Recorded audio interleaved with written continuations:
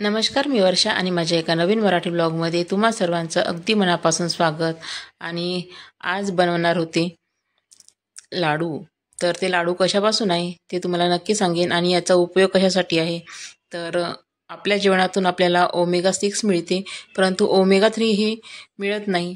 जे नॉनव्हेज खाते त्यांना मिळते, परंतु जे नॉनव्हेज खात नाही त्यांच्या शरीरामध्ये कॅल्शियम, प्रोटीन, मिनरल्स हे सगळं काही कमी असतं. त्यामुळे शरीरामध्ये काही आपल्याला दोष आढळतात, म्हणजे तोंड येणे किंवा हातापायाला मुंग्या येणे किंवा चक्कर येणे, असे काही जे जनरल आपल्याला असे आढळून येतात. तर त्यासाठी हे लाडू खूप उपयोगी होईल आणि आपली तब्येत पण चांगली राहील, यासाठी हे लाडू बनवले आहेत.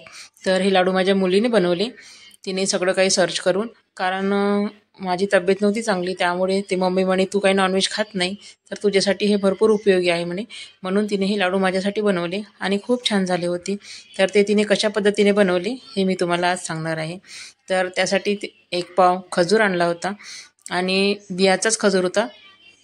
तर त्यामुळे मग तिने सगळ्या बिया काढून घेतल्या आणि त्यासाठी थोडासा गूळ घेतला आणि त्यानंतर मग त्यामध्ये सनफ्लावर सीड, रागी, पंपकिन सीड, फ्लॅक्स सीड, खसखस, तीळ ह्या सगळ्या वस्तू घेतल्या.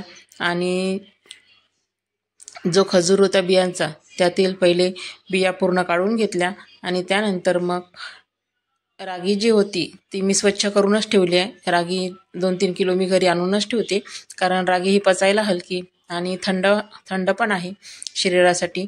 तर त्यामुळे रागीचं पिठाच्या भाकर किंवा त्याचे पराठे किंवा सूप आपण केव्हाही एनी टाईम ते खाऊ शकतो.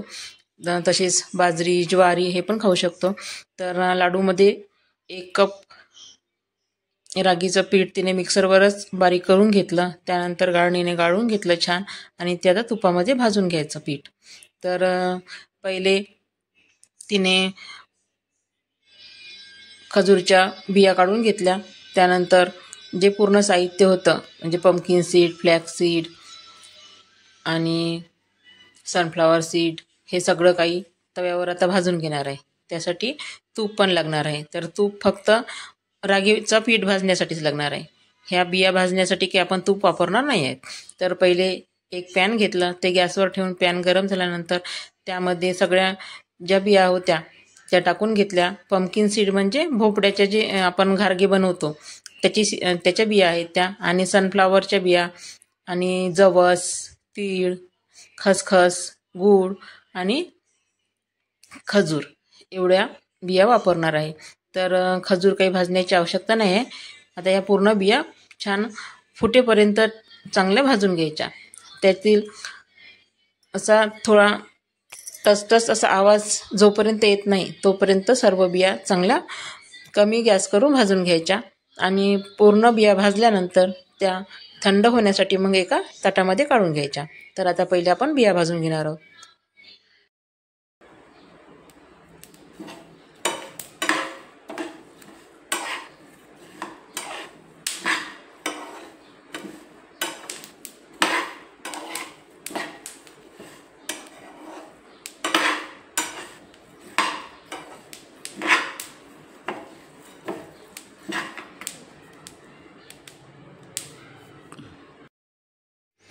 आणि बिया छान आता भाजून झाल्या होत्या. छान आवाज याचा, टस असा आवाज आला.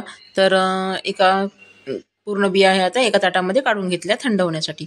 कारण ते थंड झाल्यानंतर पूर्ण त्याचं मग मिक्सरमध्ये बारीक करून घ्यायच्या. खूप अशा बारीक नाही करायच्या, थोड्या जाडसर ठेवल्या तरी चालेल किंवा पूर्ण बारीक केल्या तरी चालेल.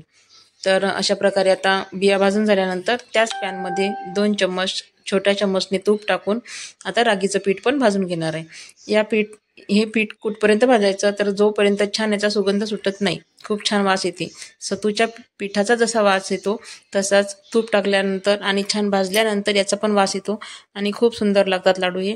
तर आता पीठ पण छान भाजत आलं होतं, कारण थोडा किंचित वाट सुटायला लागला होता आणि सारखं फिरवत राहायचं, म्हणजे त्यामुळे ते जळणार नाही किंवा बुडायला लागणार नाही. कारण आणि कमी गॅस करून भाजायचं. मोठा गॅस जर असेल तर लवकर बुडायला लागते. त्यामुळे छान आता पीठ पण भाजत आलं होतं आणि आता हे पीठ पण थंड होऊ द्यायचं. आणि हे पीठ थंड होईपर्यंत आता आपण जे बिया भाजल्या होत्या त्या पहिले मिक्सरमध्ये बारीक करून घेणार आहोत.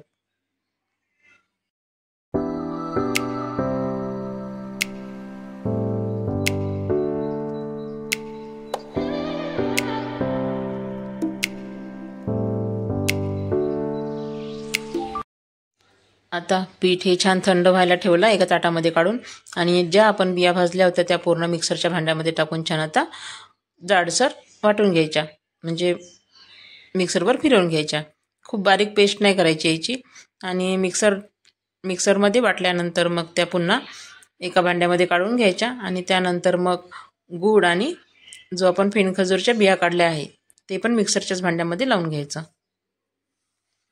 आता बियाचा अशा प्रकारे आता भरड तयार करून घेतली आहे, आणि ती आता ताटामध्ये काढून घेणार. आणि आता यामध्ये गूळ आणि फेणखजूर तो पण मिक्सरच्या भांड्यामध्ये लावून घ्यायचा, थोडासा फिरवून घ्यायचं, आणि ते पण मिश्रण याच्यामध्येच टाकून मिक्स करून घ्यायचं. आणि गूळ आणि फेणखजूर आपण आपल्या मताप्रमाणेच आपल्याला जेवढं गोड पाहिजे तेवढं आपण फेणखजूर आणि गूळ टाकू शकतो. गुळाचं तुम्ही पाकही बनवून टाकू शकता, किंवा मिक्सरमध्ये बारीक करून पण टाकू शकता.